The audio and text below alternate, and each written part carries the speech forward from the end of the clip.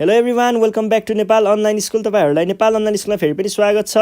हामी आइडिबेस्ट लर्निङ प्लेटफर्ममा पढ्दैछौँ र पढ्ने क्रममा चाहिँ हामी ग्रेड 10 को कम्पलसरी म्याथमेटिक्स भन्ने सब्जेक्ट पढिरहेको छौँ। र कम्पलसरी म्याथमेटिक्समा चाहिँ मैले तपाईँहरूलाई मेडियन एन्ड क्वार्टाइल भन्ने छ नि, जुन चाहिँ हाम्रो स्ट्याटिस्टिक्सवाला पोर्सनमा पर्छ, यो पढाइरहेको थिएँ। र यसमा हामीले सर्ट क्वेसन एन्सर सकाइसकेका छौँ। लङ क्वेसन एन्सरको कुरा गर्नुपर्दा मेडियनसँग रिलेटेड लङ क्वेसन एन्सर पनि सकिसकेको छ। र फर्स्ट क्वार्टाइल जुन चाहिँ हाम्रो Q1 को बेसिक खालको क्वेसन, जुन चाहिँ हाम्रो एउटा डेटा दिएको हुन्छ त्यसमा Q1 पत्ता लगाउनु पर्ने भन्ने खालको क्वेसन पनि सकिसकेको छ। र आज चाहिँ हामी Q3 को बेसिक क्वेसन चाहिँ सल्भ गर्नेछौँ। Q3 को बेसिक क्वेसनहरू के कस्ता हुन्छन्, कस्तो क्वेसनहरू सोधिन्छ भन्ने विषयमा चाहिँ आज हामी चर्चा गर्छौँ है त। Q3 को बेसिक अथवा अप्पर क्वार्टाइलको बेसिक। ल हेर्नुहोस् है त। ल म क्वेसन मसँग यहाँ छ, हातमै छ, रेडी छ। म क्वेसन कपी गर्न सुरु गर्छु। तपाईँहरू पनि मबाट मेरो यो डिस्प्लेबाट क्वेसन छाड्दै गर्नुहोस् अनि हामी सँगसँगै छलफल गरौँला नि त। ल के भन्दैछ त क्वेसनले, एकचोटि हेर्छु है, कहाँनिर पो छ त। ल यहाँनिर रहेछ। ल हेर्नुहोस् है, Q3 पत्ता लगाउनु पर्ने छ। हामीलाई के भन्दैछ भन्दाखेरि find the third quartile Q3 from the data given below.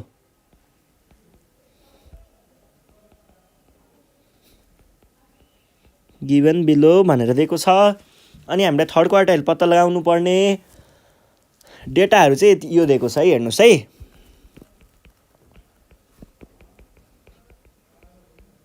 Class interval भनेको छ अनि फ्रिक्वेन्सी दिएको छ है, यो भयो। अनि यहाँनिर कति दिएको छ, 15 देखि 35, 35 देखि 55, 55 देखि 75, 75 देखि 95 र 95 देखि 115। यो भयो हाम्रो क्लास इन्टरभलको कुरा। अनि त्यस पछाडि कुरा गरेको छ यहाँनिर फ्रिक्वेन्सीको। फ्रिक्वेन्सी कति दिएको छ, 9, 6, 8, 9, 8। यो चाहिँ हाम्रो फ्रिक्वेन्सी दिएको छ है। र यही दिएको डेटालाई हेरेर चाहिँ हामीलाई के पत्ता लगाउनु पर्ने छ त, थर्ड क्वार्टाइल। थर्ड क्वार्टाइलको नामहरू के हो, थर्ड क्वार्टाइललाई सिम्बल भनेको Q3 हुन्छ र थर्ड क्वार्टाइललाई अर्को भाषामा बोल्नु पर्दा अप्पर क्वार्टाइल पनि भनिन्छ है। थर्ड क्वार्टाइलको बारेमा अलिकति बोल्छु है। थर्ड क्वार्टाइल भनेको चाहिँ के हुन्छ भन्दा कुनै पनि एउटा 100% को केही चिज दिइएको छ हामीलाई, डेटा 100% डिनोट गर्ने भनेदेखि थर्ड क्वार्टाइल भनेको चाहिँ यस्तो क्वार्टाइल हो जुनले चाहिँ गिभन डेटालाई ठ्याक्क कति भागमा डिभाइड गर्छ। यो भाग भनेको 75%, त यो भाग भनेको 25%। यसरी डिभाइड गर्ने यो पोइन्टको भ्यालुलाई हामीले थर्ड क्वार्टाइल भन्छौँ है। यो भयो थर्ड क्वार्टाइलको कन्सेप्ट। अब यसरी नै हामीले यही कुरालाई बुझ्दै हामीले यो अब गरिने क्वेसन सल्भ गर्नेछौँ है। पहिलो कुरा त थर्ड क्वार्टाइल भनेको के भ्यालु हो, पोजिसनल भ्यालु हो। यो कुरा बुझ्नु पर्यो। अब पोजिसनल भ्यालुको लागि हामीलाई के चाहिन्छ भन्ने कुराहरू हुन्छ। त्यो पोजिसनल भ्यालुहरू पत्ता लगाउन के चाहिन्छ भन्ने एउटा कुरा भयो। अनि त्यसै सँगसँगै अर्को कुरा चाहिँ के हुन्छ भन्दा थर्ड क्वार्टाइलको लागि हामीलाई कसरी चाहिँ हामीले थर्ड क्वार्टाइलको भ्यालु निकाल्छौँ भन्ने नै कुरा गर्नु पर्दाखेरि चाहिँ त्यसलाई हामीले फर्मुला युज गरेर निकाल्ने गरिन्छ। फर्मुला सबै पोजिसनल भ्यालुहरूको फर्मुला एउटै नै हुन्छ है, एउटै नै हुन्छ। त्यसरी एउटै तरिकाले निकाल्ने हो। बस फर्मुलामा एउटा पोइन्टमा चाहिँ अलिकति चेन्ज हुन्छ। जस्तै अब म मेडियन सबै देखाइदिन्छु, Q1, Q2 र Q3। Q2लाई हामीले मेडियन पनि भनिन्छ अथवा P50। यो P50 भनेको चाहिँ 50th पर्सेन्टाइल हो। P50 को बारेमा तपाईँहरूले अहिले चाहिँ पढ्नु पर्दैन है। 11-12 मा अलिकति छुनुपर्छ अनि 11-12 12 क्लासमा छुनुपर्छ अलिकति। अनि ब्याचलर्समा गइसकेपछि चाहिँ स्ट्याटिस्टिक्स भन्ने तपाईँहरू इन्जिनियरिङ पढे पनि पढ्नुपर्छ अनि CSIT पढे पनि पढ्नुपर्छ स्ट्याटिस्टिक्स, म्यानेजमेन्टमा BBA पढे पनि पढ्नुपर्छ अथवा बिआइएम पढे पनि पढ्नुपर्छ, स्ट्याटिस्टिक्स सबै ठाउँमा पढ्नुपर्छ है। हो त्यतिखेर तपाईँहरूले P50 को बारेमा पढ्न पाउनुहुन्छ है त्यतिखेर। ल सबैको फर्मुला उस्तै हुन्छ हेर्नुहोस् है, अलिकति मात्रै चेन्ज हुन्छ। L plus N/4 minus CF/F into H। सबैमा फर्मुला यही लाग्छ है।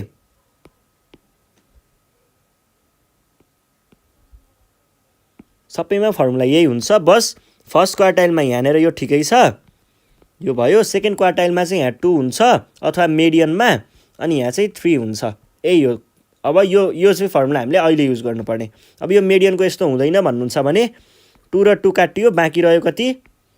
बाँकी रह्यो 2। यही हुन्छ मिडियनको। यसरी हामीले अब अहिले चाहिँ कुरा गर्नुपर्ने। मैले यो कुराहरू सबै यो थ्योरी पढाउँदा कभर गरिसकेको छु, तपाईँहरूले प्लेलिस्टमा चेक गर्न सक्नुहुन्छ है। यो वालाको चाहिँ अहिले काम छ।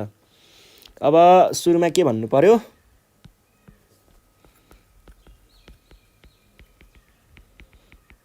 कम्प्युटेसन अफ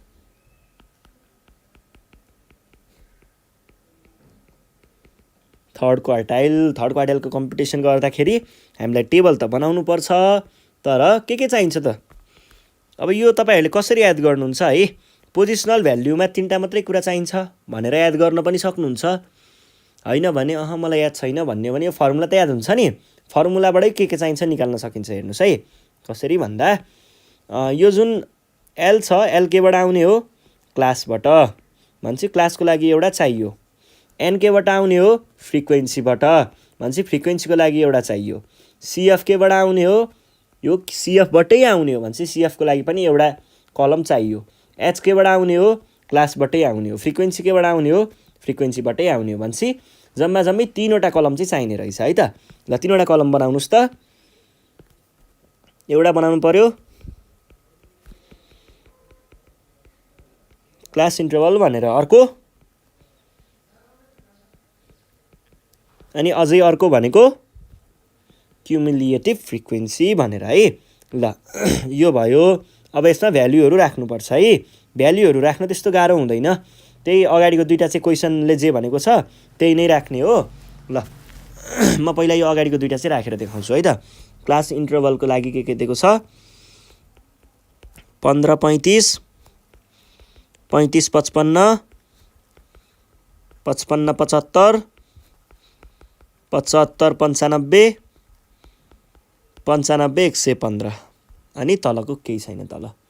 फ्रिक्वेन्सी 96898 अनि 9 15 23 32 40।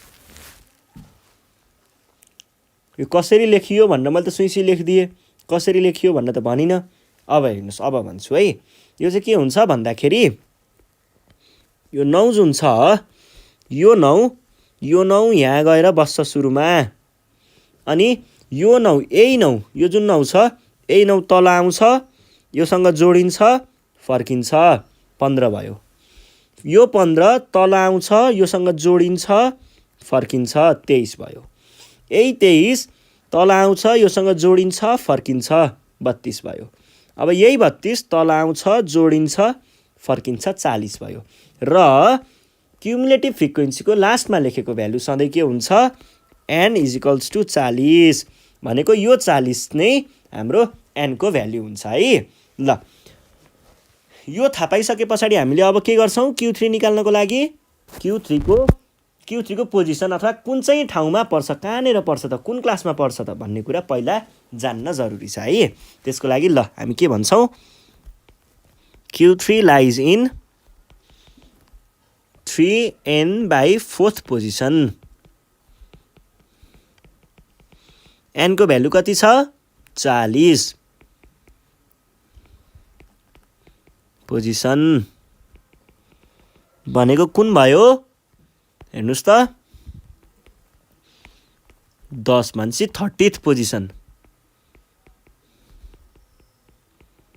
अब यसले भन्न खोजेको कुरा के हो त्यो चाहिँ म एकचोटि बुझाइदिन्छु है।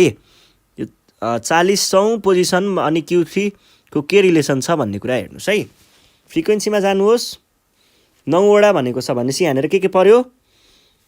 यहाँनिर पर्यो first second third fourth fifth sixth seventh eighth ninth यहाँ आयो 10th 11th 12th 13th 14th 15th यहाँ आयो अनि 16th 17th 18th 19th 20th 21st 22nd 23rd यहाँ आयो अनि 24th 25th 26th 27th 28th 29th 30th यहाँनिर 30th रहेछ है अनि 31st 32nd पनि यहाँ आयो हामीलाई चाहिएको कुन हो 30th पोजिसन 30th पोजिसन कहाँ पर्ने रहेछ यो भयो 30th पोजिसन भने पछाडि हाम्रो क्लास भनेको यो हुनु पर्यो अब मैले त यसरी बुझाएँ तर तपाईले त एक्जाममा यसरी लेख्न पाउनु हुँदैन एक्जाममा चाहिँ कसरी लेख्नु पर्यो त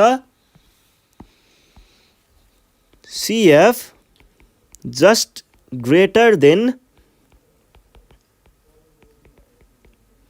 30 is कति रहेछ 32 therefore Q3 lies in कुन वाला क्लास हो यो 75 देखि 95 वाला क्लास यो भन्ने अब हामीले फर्मुला Q3 को फर्मुला लगाउने therefore Q3 is भन्ने Q3 अथवा Q3 इक्वल्स टु लेखौँ न फर्मुला लगाउनुहोस् है अब चाहिँ 3n/4 माइनस CF बाई कति हुन्छ यता F टाइम्स H हैन कोही फेरि यस्तो भनिदिनुहुन्छ हैन यो उल्टो भयो फर्मुला त यो हो भनेर पनि भन्न सक्नुहुन्छ है यसको बारेमा पनि म बोल्छु के हो भनेदेखि यहाँनिर चाहिँ यस्तो हो के यो L त L नै भइहाल्यो यो H भनेको यसमा I बनाएको हुन्छ र यो F भनेको यहाँ गएको हुन्छ बाँकी यो सबै भनेको यो सबै भयो कुरा एउटै नै हो है केही त्यस्तो मैले छुट्टै अथवा गलत लेखेको होइन है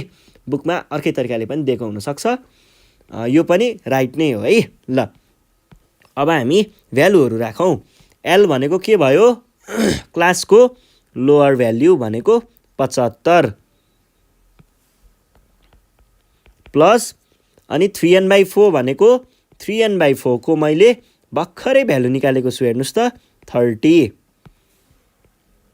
माइनस CF भनेको छ CF सधैँ के को हुन्छ आफ्नो क्लास भन्दा माथिको क्लासको आफ्नो क्लास भन्दा माथिको यसलाई प्रिसिडिङ पनि भनिन्छ प्रिसिडिङ क्लास पनि भनिन्छ प्रिसिडिङ क्लासको क्युमुलेटिभ फ्रिक्वेन्सी 23 भन्छ यहाँ के आउनु पर्यो त 23 बाई फ्रिक्वेन्सी चाहिँ आफ्नै क्लासको कति छ फ्रिक्वेन्सी कति छ 9 टाइम्स H भनेको क्लास इन्टरभल हेर्नुस् त 75 र 95 कति छ बीचमा 20 को डिफरेन्स छ भने पछाडि 20 इज इक्वल्स टु 75 प्लस 30 भन्छ 7/9 इन्टु 20 अब क्याल्कुलेटरै हान्नुहोस् यसको लागि कति आउँछ 75 गर्दाखेरि आयो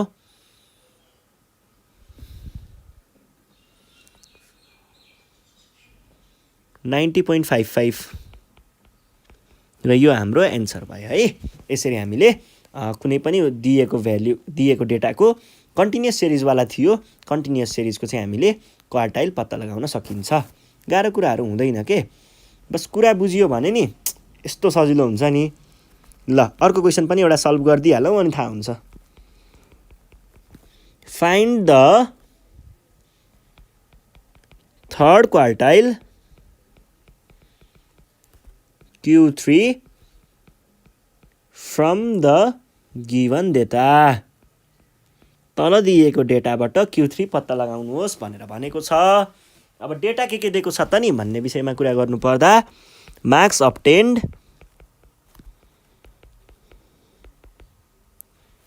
अनि number of students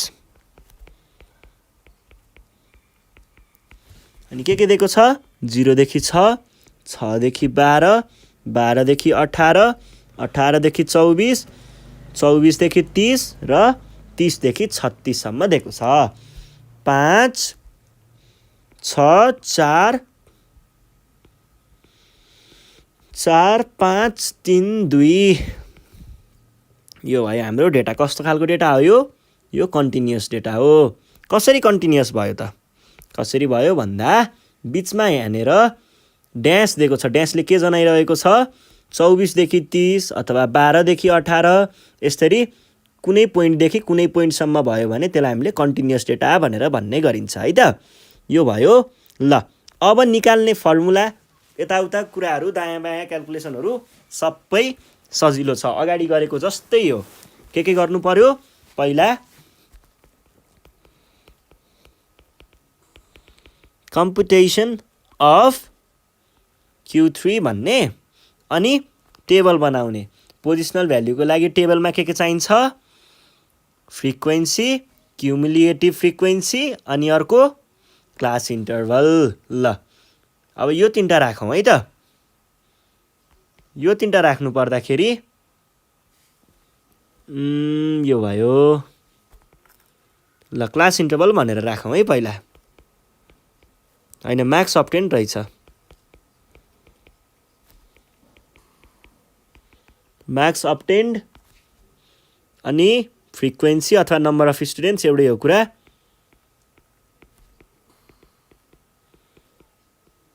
number of students अनि क्युमुलेटिभ फ्रिक्वेन्सी, यति भयो है।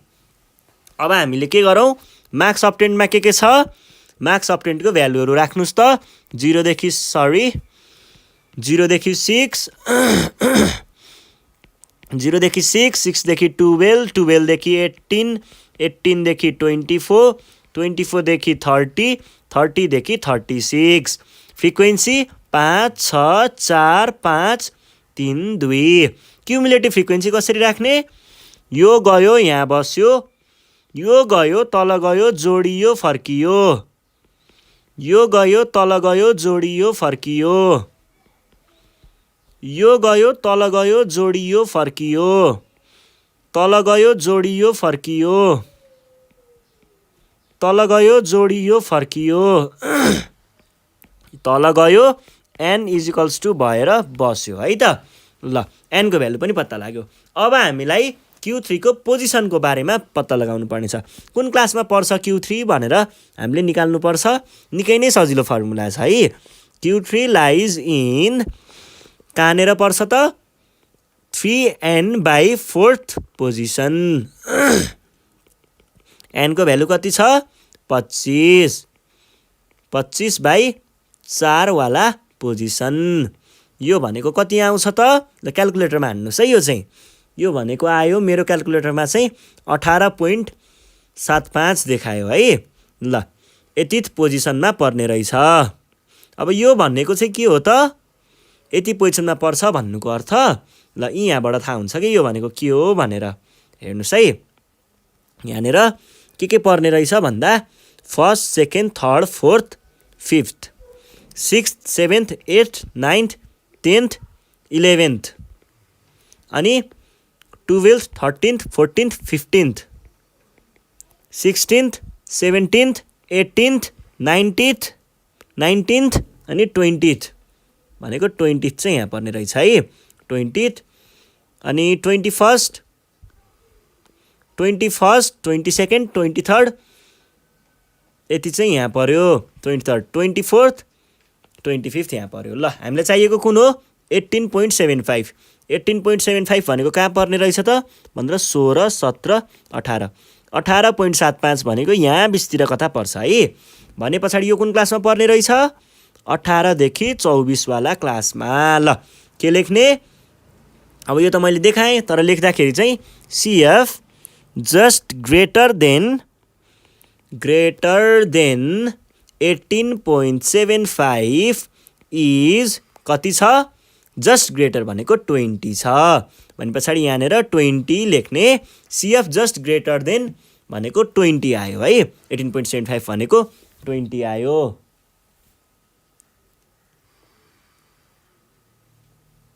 ट्वेन्टी आयो। अब के गर्नुपर्छ त,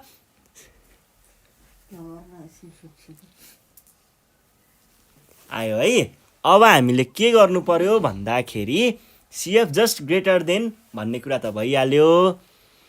अब हामीले एक्ज्याक्ट Q3 को भ्यालु पत्ता लगाउँ है त। एक्ज्याक्ट Q3 भनेको के हुन्छ, यसको भ्यालु के हुन्छ त, एक्ज्याक्ट Q3 भनेको L प्लस फर्मुला याद गर्नुहोस् है, n/4 माइनस CF बाई त्यो h है त। यो भनेको के आउने भयो त, L भनेको क्लास त भन्नै बिर्सिएछ। देयरफोर Q3 लाइज इन कुनवाला क्लास हो यो, 18 देखि 24 वाला क्लास है। यो भयो। अनि यहाँनिर राख्नुहोस् भ्यालु 18 प्लस यसको भ्यालु मैले 18.75 निकालेको थिएँ माइनस क्युमुलेटिभ फ्रिक्वेन्सी आफ्नो क्लासभन्दा माथिको फ्रिक्वेन्सी भनेको 15 बाई फ्रिक्वेन्सी कति छ, आफ्नो क्लासको फ्रिक्वेन्सी 5 इन्टु h भनेको डिफ्रेन्स कति छ 18 र 24 मा 6 को डिफ्रेन्स छ भने पछाडि 6। अब के लेख्ने, 18 प्लस 3.75 इन्टु 6/5 डाइरेक्ट क्याल्कुलेटर मान्नुहोस् भनेको आउने रहेछ 22.50 है त। ल यो नै हाम्रो के भयो त, एन्सर भयो। यसरी हामीले Q3हरू क्याल्कुलेट गर्न सकिन्छ। र आजको सिरिजमा चाहिँ हामीले यति नै पढ्छौँ। योभन्दा नेक्स्ट सिरिजमा चाहिँ हामी अब अरू भेराइटीका क्वेसनहरू लिएर आउनेछौँ। त्यतिखेरसम्मको लागि चाहिँ नेपाल अनलाइन स्कुल बिदा माग्न चाहन्छ। तपाईहरू घरमा बसेर प्र्याक्टिस गर्दै गर्नुहोला। केही समस्या परेमा हामीलाई सम्पर्क गर्न सक्नुहुन्छ।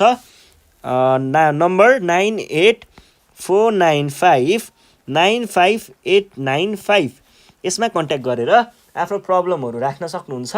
यदि प्रब्लमहरू धेरै नै छन् भने हामीलाई वाट्सएपमा अथवा भाइबरमा पनि मेसेज गर्न सक्नुहुन्छ है। अथवा आफ्नो प्रब्लमहरूको फोटो खिचेर यसमा पठाउनु भयो भने पनि हामीले त्यसको भिडियो बनाएर युट्युबमा राखिदिनेछौँ है त। ल यति भन्दै नेपाल अनलाइन स्कुल बिदा माग्न चाहन्छ। भिडियो सेयर गर्दै गर्नु होला साथीहरूलाई, अनि सब्स्क्राइब गर्न नबिर्सिनु होला है त।